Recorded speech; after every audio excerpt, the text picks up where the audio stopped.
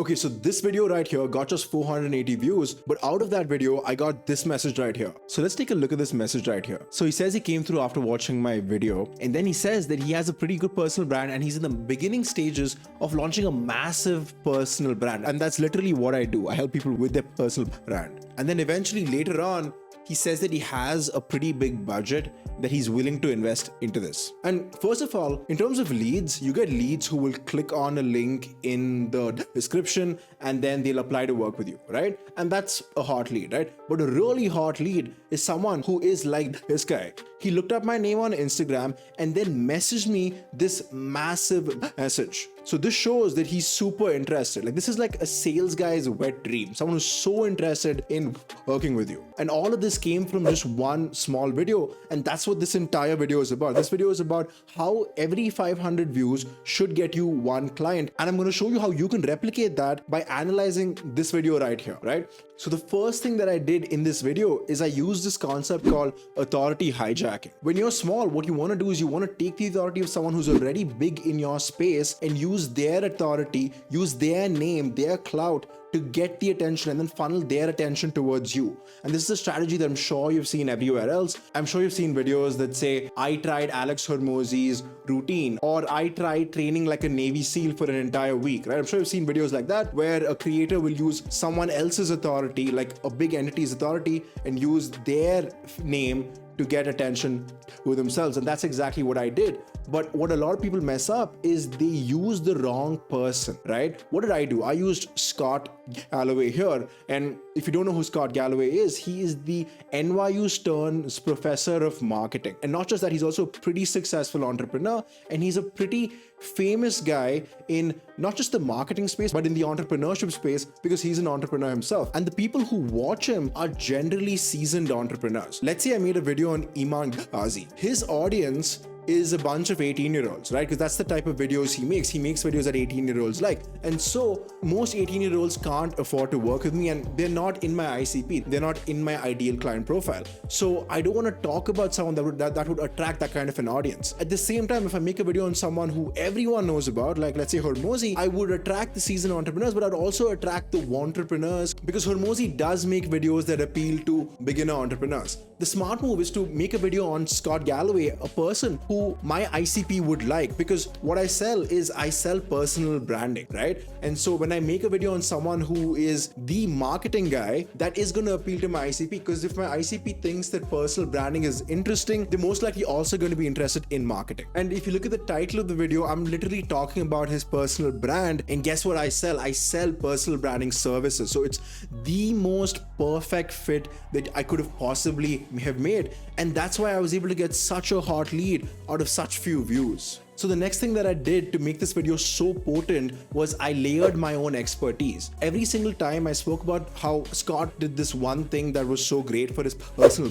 brand, I also spoke about how I do that same thing for my own personal brand, or how I do the same thing for my client's personal brand. And I went further and I gave more examples like that. You have to realize the audience has not clicked for me, they clicked for Scott, right? So the video has to be about Scott. But if I slowly sprinkle things about myself and what I have done, suddenly I also become an authority. Here, Scott's the authority. But if I talk about how I've implemented some of the same things and I speak about my own successes, slowly I become the authority too. And you end up achieving that by layering your own expertise into the video. Now, the fourth step is you gotta layer yourself into the video. Here's something you gotta ask yourself, okay? Are you the only person who provides the service or product? You'd be surprised, but most people choose to work with you not because of your price or because of the features or anything else. They choose to work with you because they like you. And in this video, you gotta make your audience like you. But that's hard to do because the video is about someone else, right? You can't really talk about yourself that much because the audience will then just click off. So you gotta subtly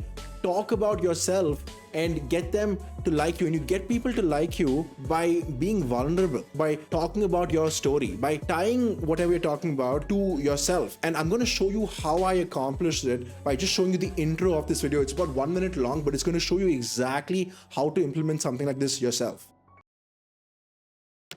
So I have a starter, all right, and most of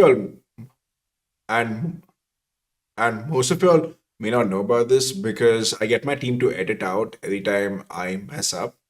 But one of my biggest fears is being invited to speak on stage. Like I've finally achieved it. All my peers, they all think I'm the shit and they've invited me to speak on stage. And I've been prepping for a really long time to make this presentation. And then I walk on stage and I look at the crowd and I'm ready to present. And then I start to stutter. Like I want to get the words out of my mouth, but they're just not coming out.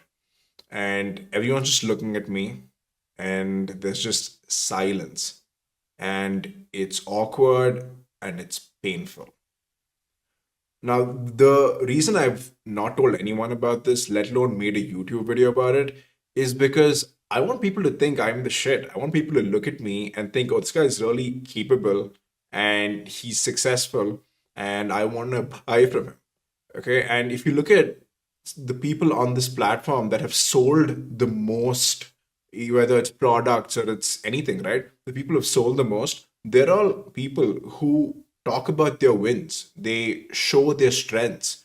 None of them talk about their insecurities or their vulnerabilities. And so I thought that if you want to be successful, if you want to build a successful personal brand, you shouldn't talk about your insecurities. You shouldn't talk about your vulnerabilities. Or at least that was my belief system before I found Scott Galloway. See, that's how I got people to like me. I told them something really vulnerable, and I, kind of told them like a deep-seated insecurity that I had. And now suddenly I wasn't just some guy they were watching. Suddenly they felt this connection to me, right? It got them to like me. And I even got like a really sweet comment from this stranger that I don't even know. And I'm not saying you need to make every single video about some insecurity of yours, but it really helps to be vulnerable and really helps to tell a true, authentic story about yourself. Don't fake this. Don't make something up that isn't true, but try to find a way to tie this analysis to you and try to give the audience a sense for who you are, because that's going to get them to like you. And if they like you, and if you've also shown expertise and you've borrowed authority, it's really hard for you to not convert. And now, speaking of conversions, this is the last step. You gotta add a call to action. I've seen so many people now, they're hesitant to add call to actions because there's this whole philosophy now, which is that you want to keep giving value to your audience